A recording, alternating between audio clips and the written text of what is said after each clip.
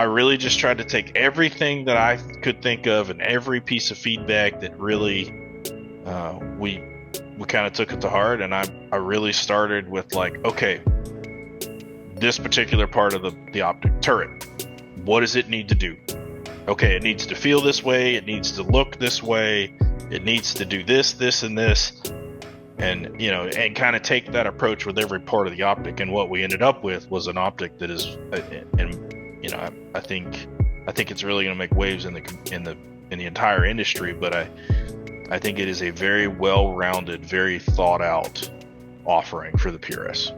So that's Brandon Rudge, and he's a professional competition shooter who helped design a new scope. And we're going to talk to him today on the special pre-recorded episode of TMI. So let's get started.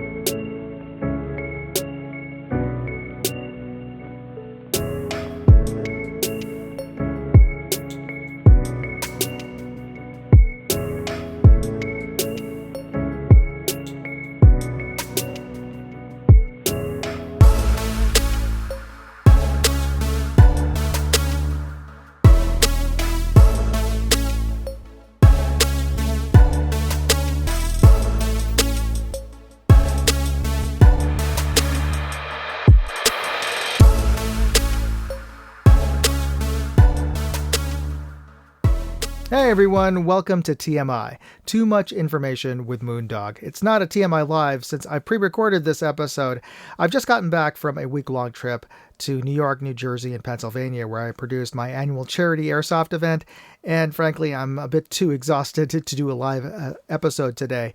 But this episode is special because I have an interview with Brandon Rudge, who is a professional PRS competition shooter, and he helped design the new March FX PRS edition, which I got to see a prototype of and meet Brandon at SHOT Show earlier this year. And this is a really cool, innovative scope, and March is known for making some really high-end scopes. So be sure to stick around for the second half of this show to see that interview. But the rest of this show, this episode is going to be pretty much structured like a regular show, where we first will talk about the videos that I've posted this week, and I'm even going to be giving away prizes on this show, so be sure to stay tuned. Before we get started, let's give a little shout out to our sponsors. This is our first of two sponsors. Aura is an online cybersecurity company service that I use, and they help protect me when I'm online. They're great. Use the QR and the link over that you see on the screen there, and they offer a bundled wealth of security services. They have VPN, virtual private network, which helps keep you secure if you're on public Wi-Fi, Starbucks or wherever. And they have spam blockers, fraud alerts, credit monitoring. They offer, if you get the full service, they include, with all of that in your monthly fee, they include $1 million in identity theft insurance, and they offer data broker removal service. So these are companies out there that buy and sell our personal private information, like our names, our phone numbers, our addresses, and they buy and sell it to each other, as well as marketing companies out there. So one of the reasons why you get so much spam and spam texts, calls, is because these marketing companies buy your information from data brokers. Well, you can get your information removed. Just use Aura. Otherwise, you're going to have to do it one at a time. You're going to have to contact each and every one of these. There's like hundreds of them out there. But Aura will do it with one click. You use their data broker removal service, and boom. Inside of a week, I got myself off of over a dozen data brokers, and over the course of I think about a month's time, I got off of 36 data brokers. And they'll also let you know if your information is out there on the dark web. So great service. All of this is bundled into just a regular monthly fee. Otherwise, you'd have to go through a couple of different services to get all the services you can get all together with Aura. And use my link, aura.com/moondog, and you can get 14 days of a free trial. And during that free trial, you could use all their services, like the data broker removal service. So go ahead and use them. Use it. Go use my link and let me know how that works for you. All right. And our second sponsor is Venice.ai. Now, I don't know if you use AI chatbots for anything, but a lot of people are using them. They're great for helping you write a first draft or do research. I use them a lot for researching information for my reviews, but also to help generate visuals for my reviews. And you can use chatbots to create images of things, fanciful things, weird things, or lascivious things, or whatever. But the thing is, everything you ask a chatbot AI out there, well, every other service like ChatGPT and Gemini and Copilot and whatever that are out there that you can use. Well, all the search queries, all the prompts you give it, every time you send it stuff or type in stuff, all of that information is getting stored by these AI companies of what we are asking it to do, and also all the responses back from the AI that gets stored. That gets remembered. Everything that you've asked it to. All the information, all the images you've asked it to generate, that is stored by the AI, except for Venice.ai. They encrypt the communication you have with them, and also, more importantly, that your search communication history is not stored on their servers. It's the only AI that isn't stored on their servers. It's stored on your browser that you can delete. So yeah, use Venice.ai, much more secure, much more private. And that's the reason I use it. And use my link, venice.ai/Moondog, to try them out. And you can get 20% off a full service account using my code Moondog. So try them out. There's a QR code right there. All right. Now, like I said, we're not going to have a live contest giveaway, but I am going to give away a little prize today. And what I like to do is give you a mystery brand based on their logo and some clues. Well, here's pretty much what it is. The early bird clue here is, if you're tuning in early, is just type in #March. That's all you have to do, and you'll be entered to win. And what are you going to win today? Well, this will make sense here, but you get to win a souvenir. This is from Super Nintendo World. This is a knife. Tactical knife from the Toadstool Cafe, and the first 3 folks who type in March to my email address, which is moondogairsoft@gmail.com, you'll be the first 3. Will get the first person will get the knife, and also a Moondog sticker, and the other 2 winners will get a sticker. So get your emails in. Email me at that address, and use #March as the subject line. And the first person who gets it, the first 3 will get a sticker. The first person will also get this souvenir knife from the Toadstool Cafe at Super Nintendo World at Universal Hollywood. And the reason why I picked that as a prize, well, you'll find out. I want to share with you my trip to Nintendo. Anyway, let's get into those videos, by the way. And these are the videos that came up that I posted this week. And one of them, which is appropriate because I went to the East Coast for my airsoft game, well, that was sponsored by evic.com, that whole event. And they gave away so much stuff to all every attendee to this charity event gets a complimentary raffle ticket. And if you donate to the charity, you can basically get additional raffle tickets by donating to the charity, which is Breakthrough T1D.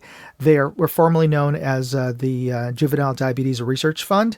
Well, they fund research into finding a cure for diabetes. Great, very important work out there. And evic.com is the sponsor of the charity airsoft event, which is Operation Bad Blood, which is every June. And they have a booth at SHOT Show, so I stopped by there to see what they have. What are their new hot guns, airsoft guns for 2025? So let me just share the video that I filmed while I was there at SHOT Show.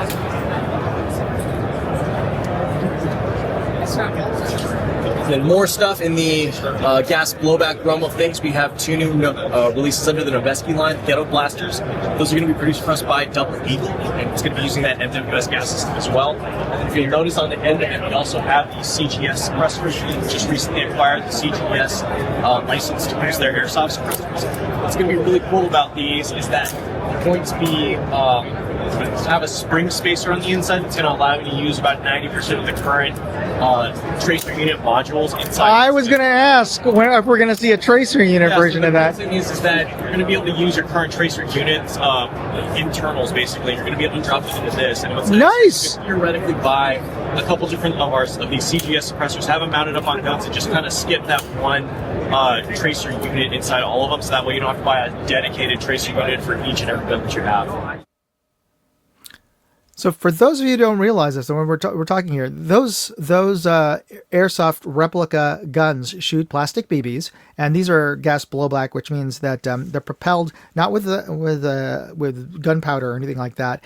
You fill them up with propane gas. The magazines are basically little propane tanks. You fill them up, and just the pressure from the off-gassing of the propane propels the BB and shoots it.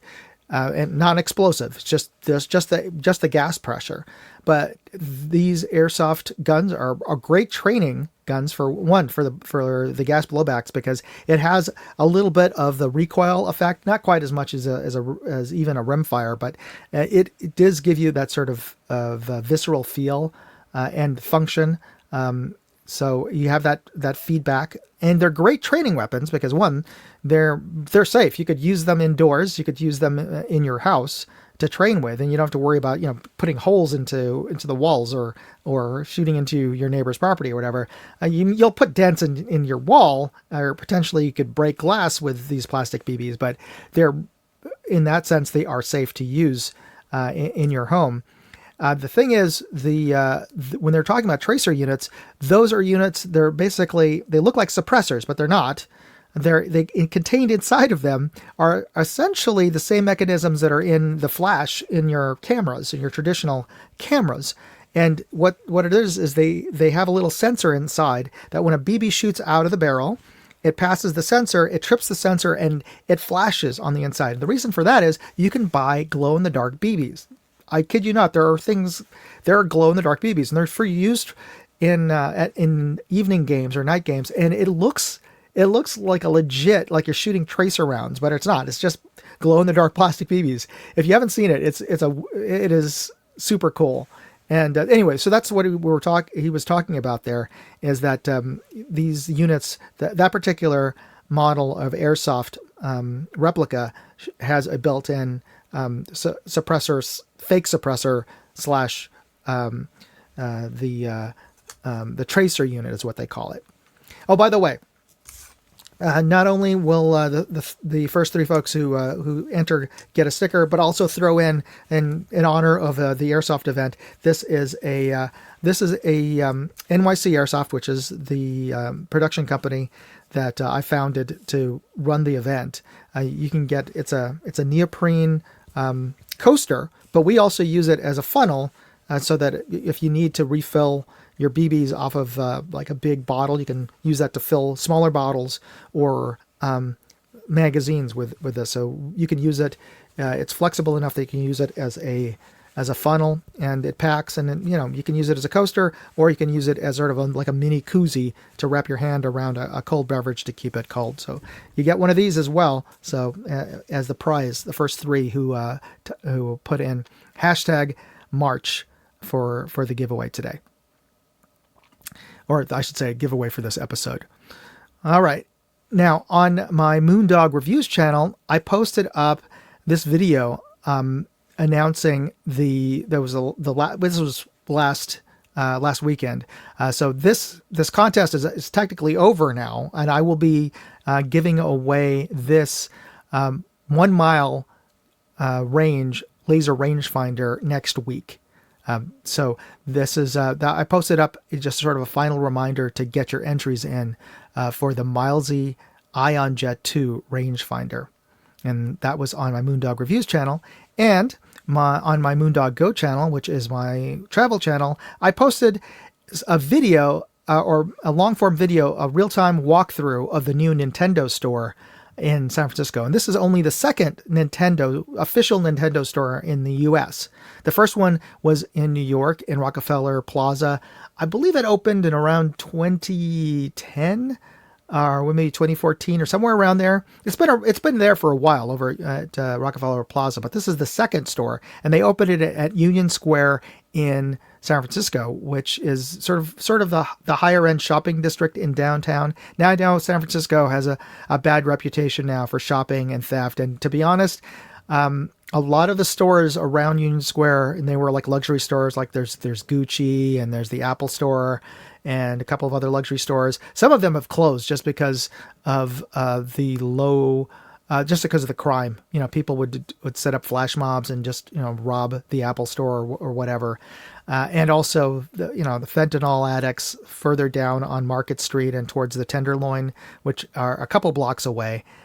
That is the Tenderloin area of San Francisco is not it's not really that close, but it's walking distance in relative terms. But that's the district that is the traditionally, that's where the flop houses are, and a lot of the addicts are over there. And yeah, San Francisco has a well-earned reputation for being the most for the least well-run city in the United States in terms of government.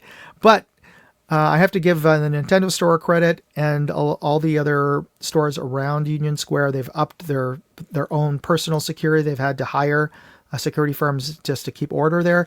The area immediately around the Nintendo store, which is I forget which hotel that is. It's one of the higher end hotels. It's safe. It feels safe. I've lived in New York. I've lived in San Francisco.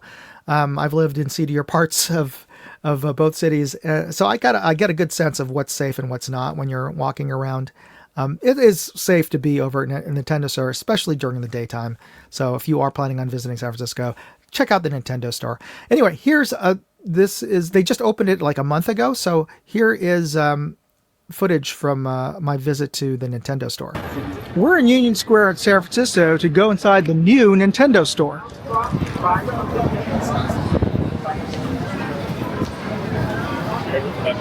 And this is the line. So are these the typical lines you're getting the last couple of days? For now, at least for now, just because of the switch to reservation. But we've seen longer lines. So it's not too bad. Okay. Yeah, it's not too bad of a wait. How many of the folks, percentage-wise, do you think are coming here to buy Switch 2s? Around like 200 people every day. So like maybe like 1 out of every 20 folks are in line? If there's 200 reservations, yeah. So when you guys were asking earlier about if you're here to buy a Switch 2, is that to sort of pre-order and bring it up to the counter? So we want to scan them in, just so we can get the process started. So by the time they come into the store, their Switch 2 is already prepared for them to purchase at the checkout. Okay, cool. Yep. So that's the hotness right now is the Switch 2, and you actually, if you want to get it, they were sold out the first day, of course.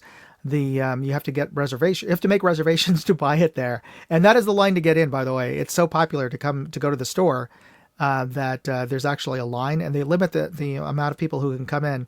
And I'm sure that's part of it is the user experience, but part of it is also to keep flash mobs from coming in and just looting the store. So there's a bit of a wait. We ended up waiting about 15-20 minutes to get in, but inside it's nice. It's smaller, physically smaller than the New York store, but it is also a 2-level store. But unlike the New York store, which is ground floor and the second floor at Rockefeller Plaza, this one has a ground floor and a basement, and most of the games and actually most of the retail brand products are on the lower floor, and the first floor is primarily Super Mario branded stuff, which includes Donkey Kong and also Nintendo Store San Francisco specific stuff. But I have to say about the Nintendo Store in San Francisco is it actually had more product, a diverse range of different products from different IPs, including Zelda, Pokemon, Splatoon, and Pikmin. So all those different game brands had products, and they had a bunch of different stuff, not just toys and figures, but shirts, jackets, a whole range of things that you could buy if you're a fan of any of those the specific game brands, and they were all available there at that store. At the New York store, it's a big store, but mostly it's you could get some games plushes were big at the New York store, and of course you can get a Nintendo New York T-shirt, but that's pretty much it. I mean, it didn't have as wide of a variety of things you could buy over at the New York store, to be perfectly honest. So if you've been to the New York store, and you're a huge fan of Nintendo, the one in San Francisco is worth checking out, because I'm pretty sure there's stuff there that you can't find at the New York store. All right. Now, this is the part of the episode where I ask you for help in developing the videos that I post up for next week. And the video that I'll be posting up next week is, here's a sneak preview. It is the new Pro Here. These are earbuds. They're earbuds, and they're wireless earbuds, and they're ear protection. So they will protect just like earmuffs, and you put them in your ear, and they use them just like music earbuds or phone earbuds. So you can sync them up via Bluetooth to your phone, and the sound quality is not bad. I mean, it's not EarPod or, higher end earbud level, but still pretty decent, and better than, I think, better music response, or at least audiovisual media response than any earmuffs that I've used. Anyway, so this is my headline: best budget Pew Pew buds. Can you think of a better headline?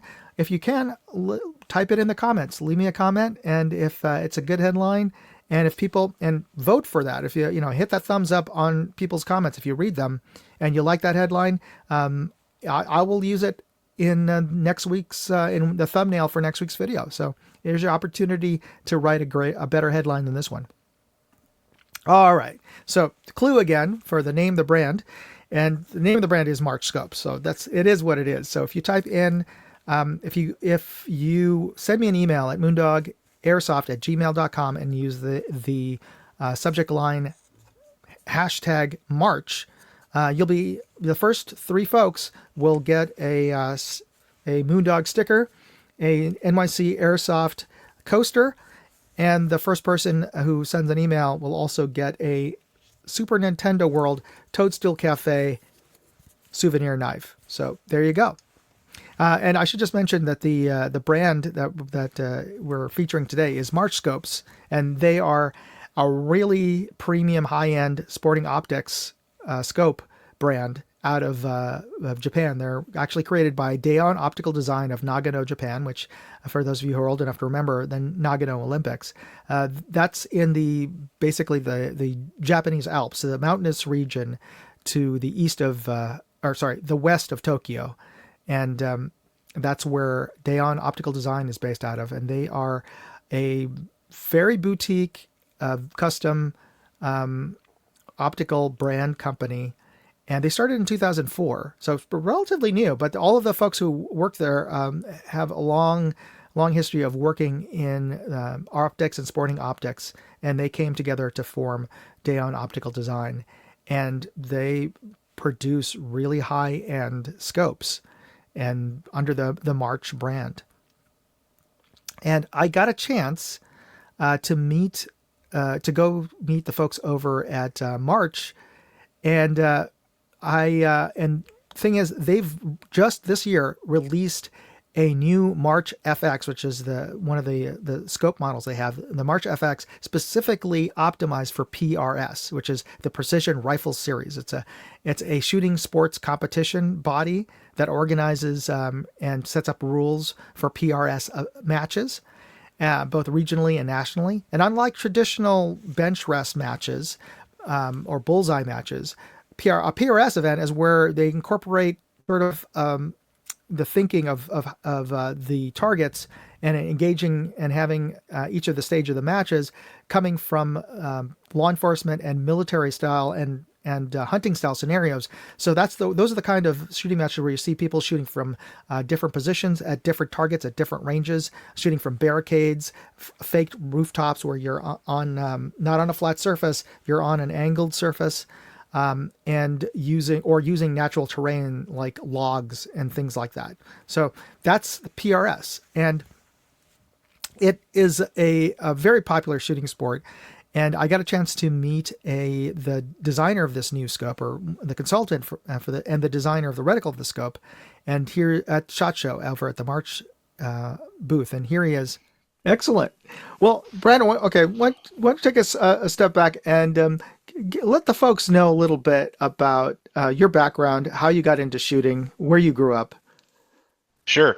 So I've always been a hunter. Done hunting most of my life, and I had dabbled in some 3-gun competition.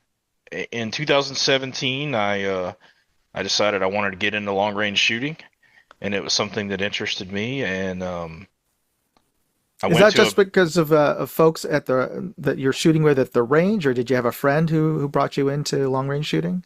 No, I really didn't. I just decided that I would really like to learn how to shoot long range shooting, and I kind of, I guess did what most do when they're getting into something new. You start kind of looking up videos and trying to learn about it and research, and eventually I made my way to a Ruger precision rifle and 6.5 Creedmoor, and shot my first match, and it was a painful experience. The first PRS match. Where was this, by the way? So this was at CCC in Navasota. So it was with the Texas Precision Matches guys. That's my local range, Prentice Wink, and those guys. They put an incredible match together. Which part of Texas is this? So it's actually in Navasota, so just north of the Houston area. Okay. So I'm local to Houston, Texas, and ultimately, I went out and shot the match, and it was fairly painful, as one would expect, for trying to just kind of dabble into a discipline I'd never really shot with box ammo. Oh, okay. So I was kind of hooked after that, and things kind of progressed, and you start reloading, and you build custom rifles, and your equipment gets better and better, and your skill set gets better and better, and you move on to the national level, and I've been shooting at the national level now for several years. It's been great. I really enjoy PRS. I'm very lucky to be in Texas now. I'm originally from Virginia, where they have, I would say, less PRS capability than here in Texas. But yeah, overall, I love it, man. I love shooting. I love the people in the sport. It's some of the best people in the community. It's great. You get to go spend a weekend shooting with people you truly consider friends, and they're some of the best people on the planet. So it's a win-win, for guys that enjoy shooting. So that's kind of how that happened. Now, are there any long range ranges over in Virginia? Which part of Virginia, by the way? So I am originally from the Hampton Roads area, Yorktown. So I'm from the Yorktown area, and there are some facilities in Virginia. If I don't name them all, guys, I'm sorry, but I know War is there. There's a couple PRS matches. Brian Lewis has a match out there. There's quite a few matches that are in Virginia as well. They're more on the western side of the state, I believe, versus the eastern side on the coast. But is that where you're shooting from mountaintop to mountaintop?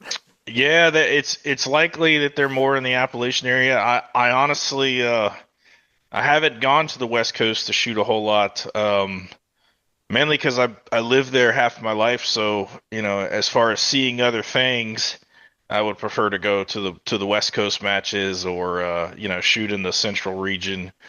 Just because of how easy it is to get to the matches. But yeah, I guess I really owe it to myself to go back to my home state, where I'm from, and go shoot a match. So you still got family there, right?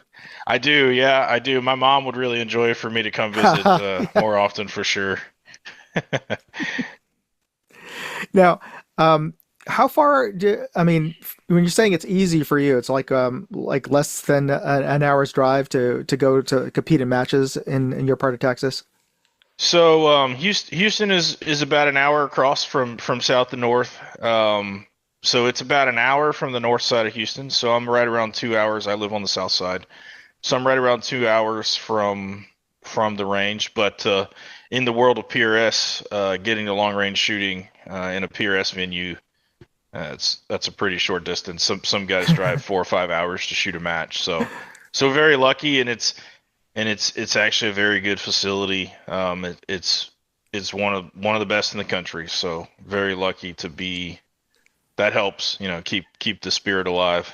Absolutely. I mean, I think the nearest range that has matches regularly is like 3 hours, and that's with without major traffic jams.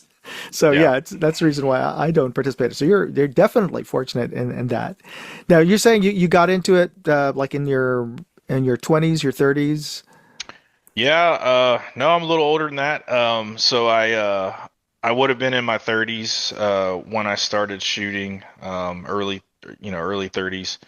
Uh, there are guys that are out there, that some of these juniors that are shooting at just a fiercely competitive level, and they're hard to beat, man. They don't get as tired, and they don't hurt as much after the 2 day matches. So it's really cool to see some of the 16, 17-year-old juniors that are just, going to worlds and winning matches, and it's crazy. The PRS sport, even since I got in it, and there was guys long before me, but just from 2017, 18 to today, the sport has just absolutely exploded, from the number of people and the support and the just the number of matches. It's quite amazing.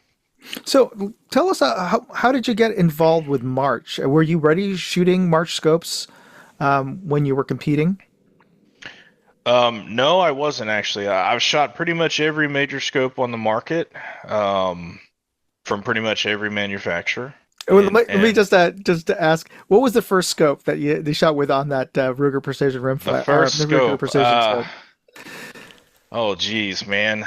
I actually think the first scope I put on it, I think was a Razor Gen 2. Okay. I do believe that was the first scope I put on it, and So you've tried just about every one until you got to March.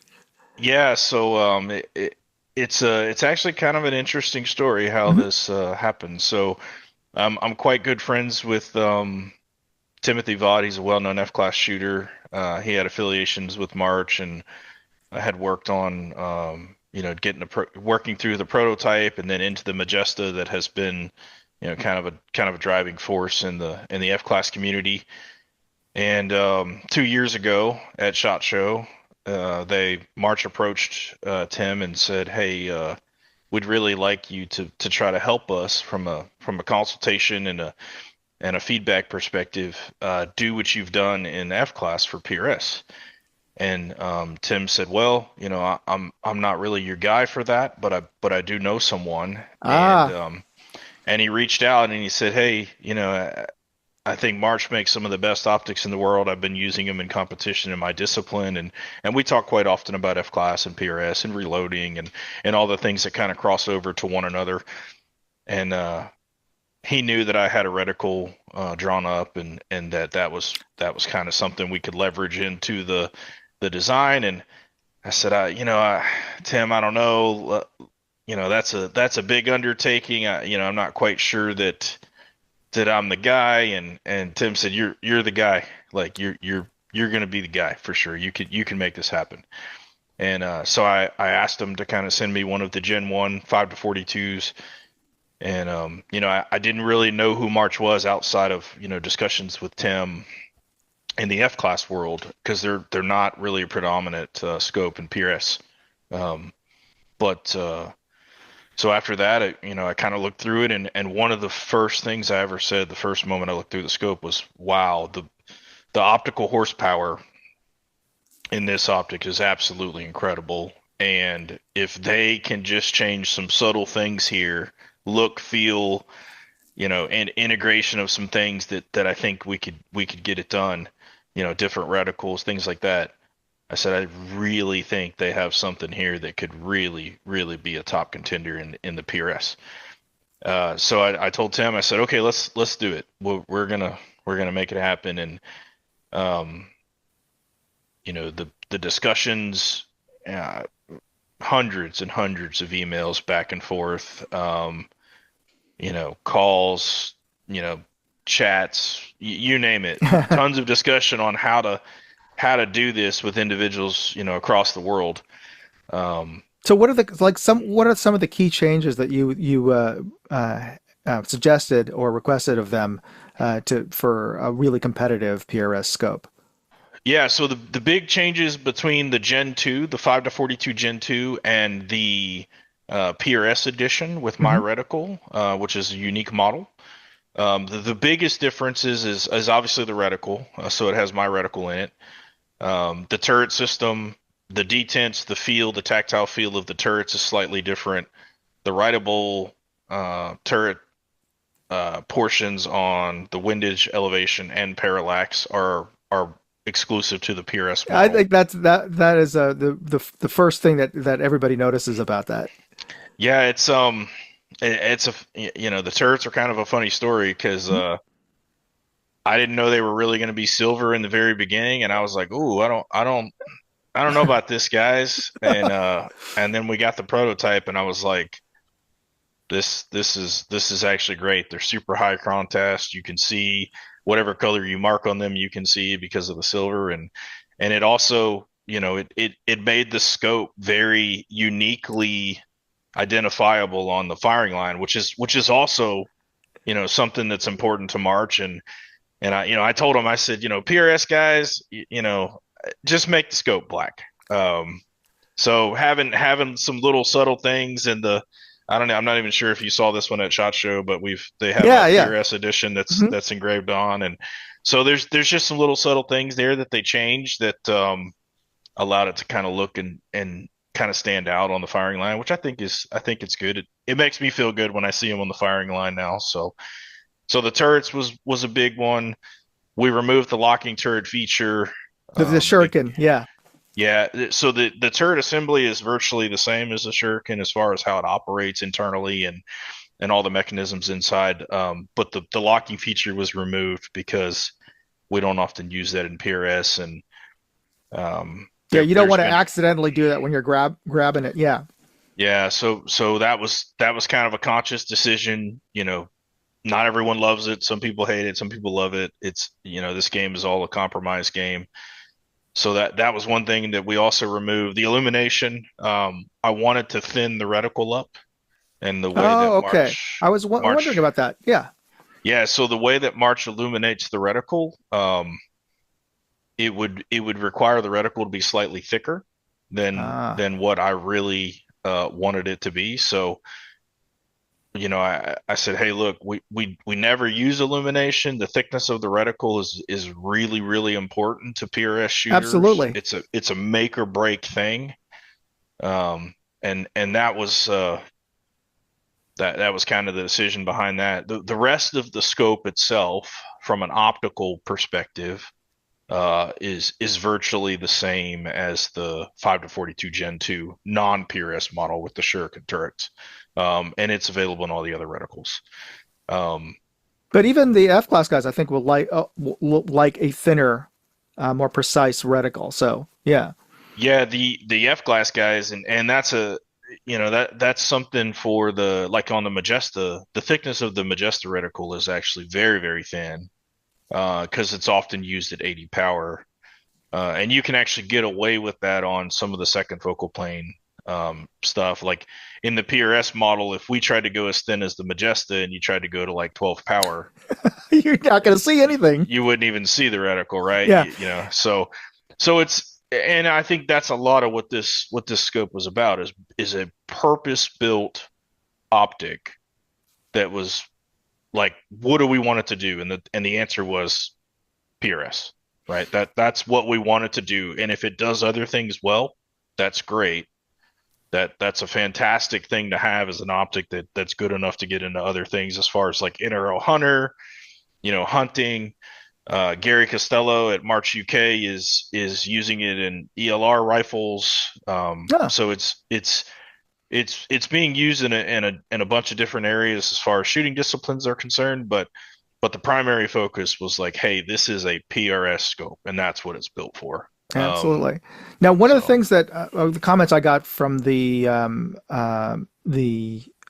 other video that I posted for March scopes was, your standard Yahoo would comment, Oh, it doesn't. You're spending all this money. It doesn't even have a Christmas tree, and it's. Can you speak a little bit about that? Like, why the Christmas tree isn't even relevant anymore, or at least not as relevant?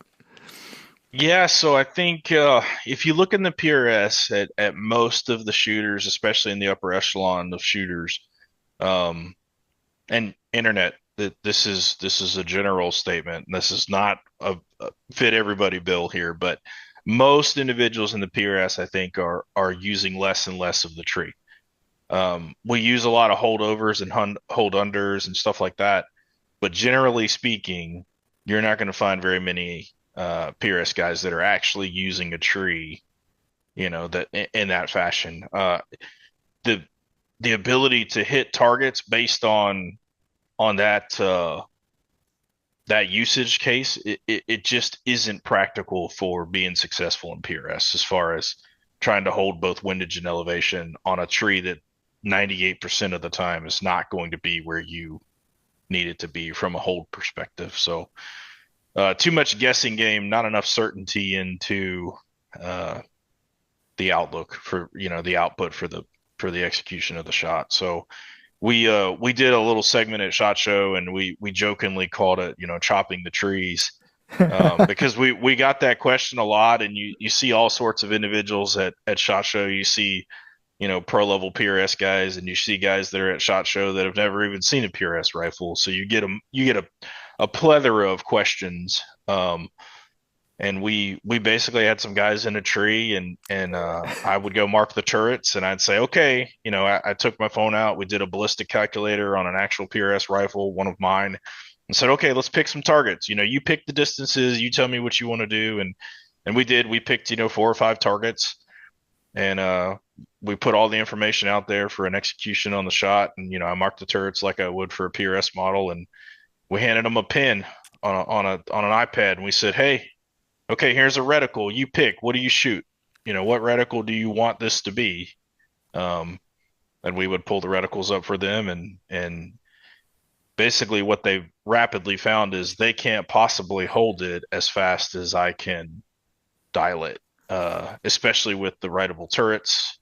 And what we also found is when we overlaid multiple dots from multiple individuals, what we found is that there was a dispersion of dots for a specific hold, because it's not a finite hold in a tree, right? So it's so what we found is that you have this dispersion of holds that individuals are saying is the same hold, and then I jokingly kind of did the same thing and said, hey, well, if you dialed the turret, where would the hold be? And they said, well, it'd be the center dot. I said, well, go ahead and put a dot on the center dot.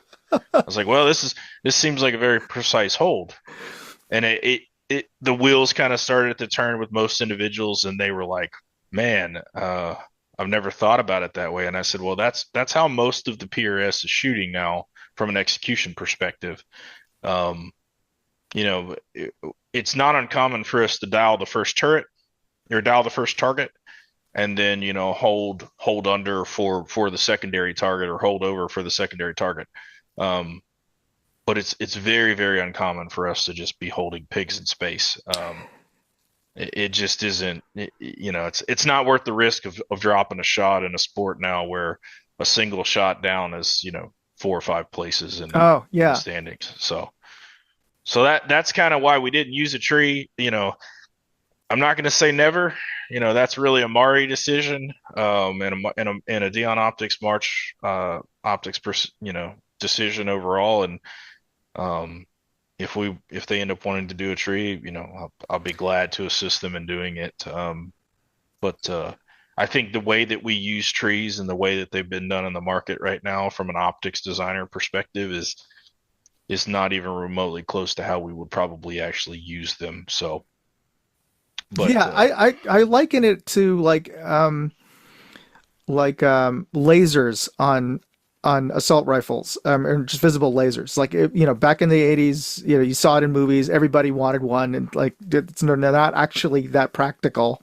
There's so many downsides to it, but everybody wanted one, so everybody got one. And so when people started seeing Christmas trees on reticles, like, oh, this must be the new tactical thing. This must be the new, +1, buff up on on your performance, and so everybody wanted a scope that had a Christmas tree, and even if you never actually used it, it makes perfect sense from a spotting scope standpoint. But Sure. yeah, Yeah. I mean, I think, you know, I've learned this, being kind of from a shooter into the optics consultant assisting March. I've learned that all of this is some level of compromise in a design, and you're never going to please every individual. oh yeah, yeah, And no, it's an impossible effort to do so. So we interview I've interviewed hundreds of shooters, and I've had tons of PRS shooters look through this, and um some of those folks, I'd ask them, when's the last time you used a tree? They're like, oh, like a hole in there? I'm like, no, like out here in the middle of nowhere. They're like, what? Yeah, never. So um there were some no dial stages, historically a few years back in the PRS, we'd have no dial stages on a couple matches and stuff, and where you're kind of forced to do that, but that's really not where the sport is today. it's kind of funny. It's like a stage designed just to use the Christmas tree and not it, actually to. and Yeah, I think that's why a lot of the shooters in the PRS and the community itself didn't really enjoy them, because it felt like it was just a gear check, right? Like, hey, you have to have this to go, shoot this stage only, and it's the only stage in the entire season that you would do that, right? So, the gimmicky, right, as the PRS community would say, the gimmicky feel of a no dial stage, I just don't think that the community really enjoyed them, and you don't see them very often now. So that's really fascinating.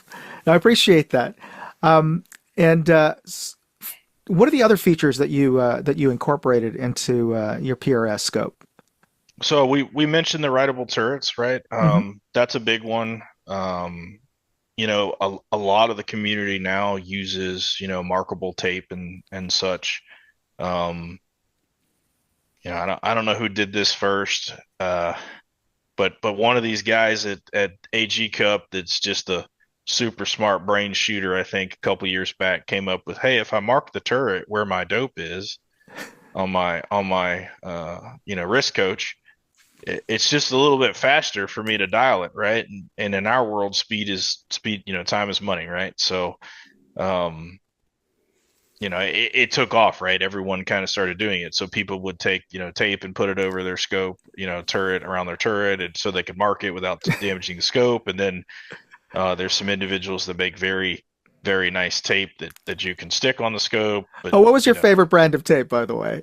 Or can you talk about uh, them? man, I tell you, if I had to pick the one tape, I don't even know the name of the company, but everyone uses it. It's a white tape. It's got a black background.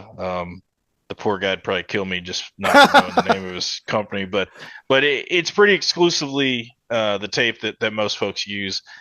Um, at the end of the day, you still have to get it on the scope. You have to get it all lined up with hundreds of little lines, around the turret, and um, so our decision was to, hey, I just want to do it from the factory. I want there to be a writable, markable turret that the shooter can use that is just material right from the factory. And the first time I sent that over in an email, I think over to the Dion folks, I'm sure they kind of stepped back from the computer and went, "What? He wants to do what?" Um, but the number of people, Stick a whiteboard on the turret, of course. yeah, I mean, you laugh, but that's really, some of those explanations were really, really as simple as that. Like, hey, here's a scope that has a tape on it. This is how you use it in PRS. This is what it looks like. And then, of course, the questions came, and we worked through those. And um, when you hand it to a PRS shooter, he's like, man, what's up with the color? Someone that's never seen a march, they go, man, what's up with the color of the turrets? I'm like, oh, they're writable. Like, you can write on them with an expo marker or a wet erase. And they're like, what? I'm like, yeah, it comes that way from the factory. And they're like, oh, wow, man, That's a game changer, and it's such a little thing, but really, it's a game well, I changer. mean, it's something that, the entire community, I won't say entire community, I shouldn't say entire, but a large portion of the community is doing it, right? And, it's a feature set that we were able to add in, and why wouldn't we do that, right? I mean, my entire premise for this optic from the very start was anything and everything that I could incorporate from the ground up into the optic I wanted to, right? So I have the experience of shooting so many different optics and loved this about that one and hated it about this one, and being able to kind of leverage, like, I really like that, but I didn't like this, but this was good, this didn't quite work. Scopes are, there's such a personal interaction with the rifle, and it's a lot like a pair of sunglasses, right? Oh yeah. There's so many different things to fit so many different people that you and I probably don't look to an optic the same way, or our feature sets, we may, the glass in one optic to you may look much better than it does to me, and vice versa, right? So I really just tried to take everything that I could think of and every piece of feedback that really we kind of took it to heart, and I really started with, like, okay, this particular part of the optic turret, what does it need to do? Okay, it needs to feel this way, it needs to look this way, it needs to do this, and this, and and kind of take that approach with every part of the optic. And what we ended up with was an optic that is, and I think it's really going to make waves in the entire industry. But I think it is a very well-rounded, very thought-out offering for the PRS. Yeah, I think that comes across so far in my testing, and I have to say, Brandon, that you did an amazing job of really. I see everything that you've just said. You've poured your experience into designing and just really optimizing what was already a great scope, but really to make it optimized for PRS. And I'm really mindful of our time. I know that you've got a busy day, so we'll wrap it up here. But I just want to thank you for your time, and also for March for sending out a sample of the PRS scope. Unfortunately, I have to send it back. I don't get to keep it for a long-term test, but I do appreciate getting an opportunity to get hands-on with this. And you really, again, did an amazing job. So I want to thank you.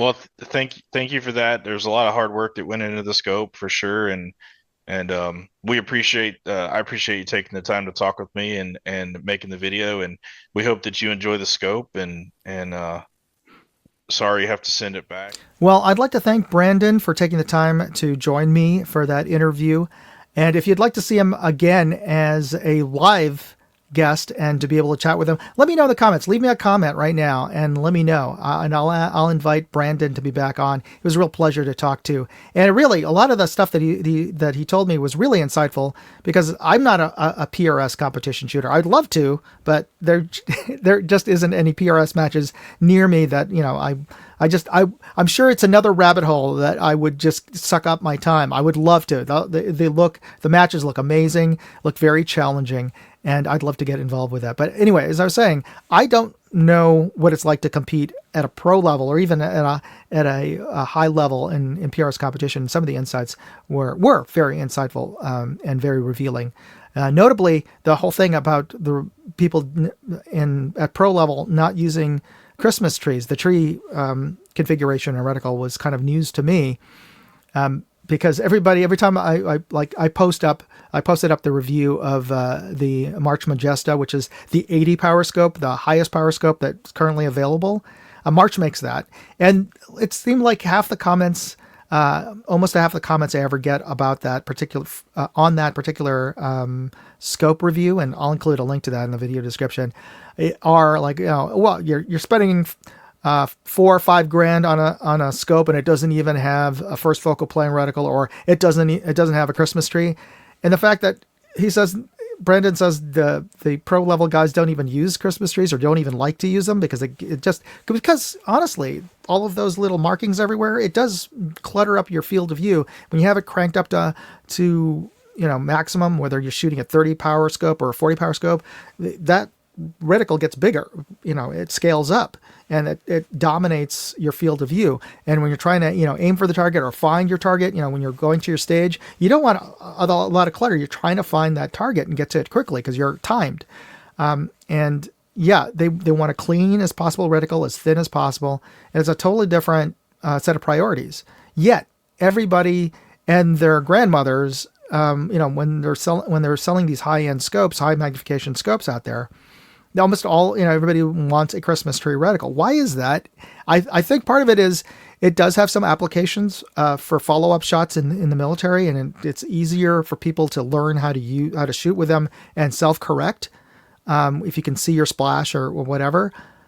But I totally agree. When you're trying to find your target, a cleaner sight picture with your reticle is better. And you can nowadays, back in the day when you're shooting, and everybody had capped turrets, it totally made sense to have a Christmas tree, because it's a pain in the ass to unscrew them or whatever, or leave them exposed, because then you can get fouling in them or whatever. And also, to be honest, a lot of the scopes 10, 15 years ago, unless you're really spending for a top premium scopes, they didn't track all that well or consistently. So, you don't want to be futzing around with a turret, because you're always worried that, something's going to go wrong with your turret.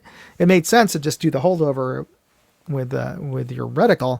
But nowadays, all the turrets are so good now, and they track. So everybody just dials in, and even in competition, I'm not going to hold over, even at 100-yard bench rest competition.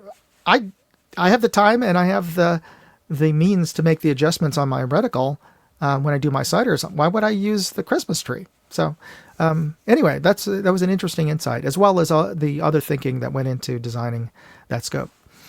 So anyway, let's get into the contests that we have this month. As I mentioned, we are going to be giving away. This is the final reminder that you have an opportunity. The first 3 folks to email me at moondogairsoft@gmail.com will get the coaster, my Moondog sticker, and the first email that I get gets the Toadstool Cafe, the Nintendo knife. Wouldn't that be great if they actually sold that? That'd be awesome. Also, this month, I'm going to be giving away a CV Life 1-10 first focal plane. And this is an LPVO. And this is their Bear Swift. And you have an opportunity to win it. I'll be giving away this scope at the end of the month. You have up until the end of the month to enter the contest. And I'll include links to where you can enter the contest. But the basic requirement in this contest is you have to be smart enough to subscribe to my travel channel, Moondog Go, and upload proof that you have by taking a screenshot of your subscribed button and sending it to me. And you can find the place to upload your screenshot, as well as to fill out the contest form, so I know who you are and where to. I'm going to send the information. The winner's information will be sent over to CV Life, and they'll ship the LPVO directly to the winner. And the deadline is the end of July, so you have till the end of July to win this scope. And next week I'll be back live, so tune in next week, and you'll see TMI actually live. And next week I'll also be giving during the live show, I'll be giving away the Ion Jet 2, which is Milesy will be sending out the winner the Ion Jet 2, which is a great laser rangefinder. So I'll be drawing the winner on next week's episode. So be sure to tune in. That's Wednesdays at 3 p.m. Pacific, 6 p.m. Eastern, and 5 p.m. Central Time, and 4 p.m. Mountain Time. So be sure to tune in, and be sure to hit that like button and leave a comment. Anyway, thanks for watching. We'll see you next week. God bless. Moondog out. Hey, I'd like to know what you thought of this video. Leave me a comment or chat with me on Facebook, Twitter, TikTok, MeWe, Instagram, or Locals. And if you want to see all of my videos, go to moondogindustries.com.